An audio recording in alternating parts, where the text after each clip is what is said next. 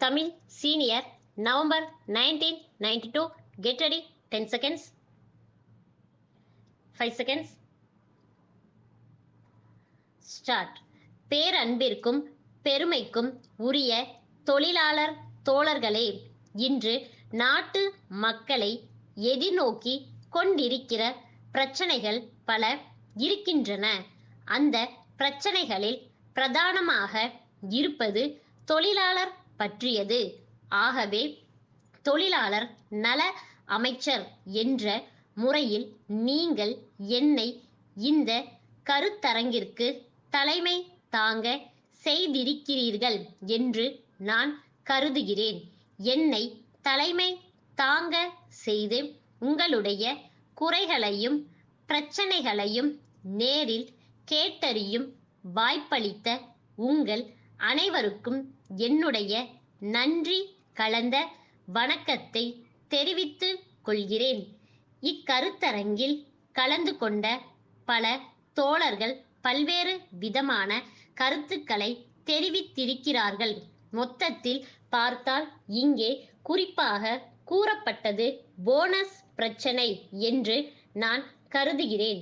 ஒவ்வொரு ஆண்டும் தீபாவளி பண்டிகைக்கு முன்னால் பல்வேறு தொழிற்சாலைகளில் இந்த பிரச்சனை அவ்வப்போது வருகிறது. அது பற்றி தொழிலதிபர்களும் என்னை சந்தித்து பேசி இருக்கிறார்கள். பல்வேறு தொழிற்சங்க தலைவர்களும் தனித்தனியே என்னை சந்தித்து தங்களுடைய கருத்துக்களை எடுத்து கூறியிருக்கிறார்கள். எல்லோருடைய கருத்துக்களையும் கேட்டு முதலமைச்சர் அவர்கள் இதற்கான தீர்ப்பினை அளிக்கும் வரை தொழிலதிபர்கள் கொடுக்கவிருக்கும் தொகை பற்றி அறிவிக்க கூடாது என்ற அறிவிப்பு அரசின் சார்பிலே தெரிவிக்கப்பட்டிருக்கிறது என்பதை நான் இந்த நேரத்திலே தெரிவித்துக் கொள்ள கடமைப்பட்டிருக்கிறேன். இப்போது வந்திருக்கிற அவசர சட்டம் பற்றி என்னை விட இங்கே கருத்துக்களை வெளியிட்ட நண்பர்களுக்கு நன்றாக தெரியும் என்று நினைக்கிறேன். அண்மையில் கூட அவர்கள் டெல்லிக்கு சென்று வந்தார்கள். இப்படிப்பட்ட சட்டங்களை மத்திய அரசு போடுகிறது. நமது அரசின் கொள்கை என்ன என்பது பற்றி ஏற்கனவே எடுத்து சொல்லி மத்திய அரசும் அதை ஒப்பு கொண்டிருக்கிறது என்ற நல்ல செய்தியை உங்களுக்கு தெரிவித்து கொள்வதிலே மகிழ்ச்சி அடைகிறேன். இந்த ஆண்டில் போனஸ் சம்பந்தமான கோரிக்கைகளை 2 மாதங்களுக்கு முன்பே தொழிற்சங்கங்கள் எழுப்பியும் ஆலை முதலாளிகள் பேச்சுவார்த்தைக்கு தயாராகவில்லை என்ற தன்மையை இங்கே சுட்டிக்காட்டினார்கள். அதே நேரத்தில் போனஸ் சம்பந்தமாக இப்போது அவசர சட்டம் ஒன்று வந்திருக்கிறது என்பதையும் அவர்கள் உணர்ந்திருக்கிறார்கள்.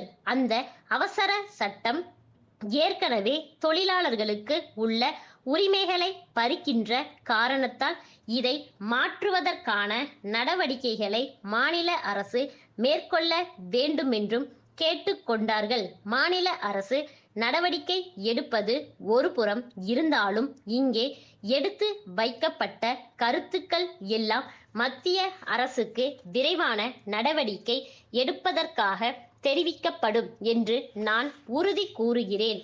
இப்பிரச்சனை சம்பந்தமாக ஒரு நல்ல முடிவினை அவர்கள் அறிவிப்பார்கள் என்று நம்புகிறேன். இப்போது இருக்கின்ற சூழ்நிலை முழுமையாக மாற்றப்பட்டு விட்டால் அதற்கு ஏற்ற வகையில் மாநில அரசு விரைந்து நடவடிக்கைகளை மேற்கொள்ளும் என்று கூறி விடை பெறுகிறேன். வணக்கம். கன்னியாகுமரி கைவினைஞர் கூட்டுறவு சங்கத்தின் செயலர், மதுரை சுற்றுலாத்துறை உதவி இயக்குனருக்கு 7/6/87 எழுதிய கடிதம். ஐயா, எங்கள் சங்கத்தில் 60 உறுப்பினர்கள் இருக்கிறார்கள். அத்தனை பேர்களும் கலையில் சிறந்த கைவினைஞர்கள். பனை பொருட்களாலும் கடல் சிப்பிகளாலும் பல்வேறு வகைப்பட்ட அலங்கார பொருட்களை அவர்கள் சிறந்த முறையில் தயாரிக்கிறார்கள்.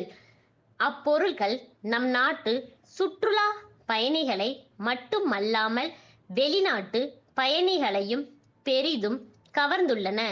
இந்திய நாட்டின் தென்கோடியில் கன்னியாகுமரி இருப்பதால் அப்பொருட்களின் கலை நுட்பத்தை பலர் தெரிந்து கொள்ளும் வாய்ப்பு இல்லை. அதனால் தமிழ்நாட்டின் மையமான மதுரையில் அப்பொருள்களை காட்சிக்கு வைத்தால் அதிகமாக விற்பனையாகுமென்று சங்க உறுப்பினர்கள் கருதுகிறார்கள். ஆகவே ஒரு சோதனை அடிப்படையில் தங்களுடைய அலுவலகத்தில் ஒரு சிறு பகுதியை 3 மாதங்களுக்கு ஒதுக்கி தந்து ஆதரவு அளிக்க வேண்டுகிறேன். அதற்குரிய வாடகையை செலுத்தி விடுகிறேன். அலங்கார பொருட்களின் வண்ண புகைப்பட தொகுப்பினை இத்துடன் பார்வைக்காக இணைத்துள்ளேன். விரைவில் தங்கள் பதிலை எதிர்பார்க்கிறேன். தங்கள் நம்பிக்கையுள்ள ஸ்டாஃப்.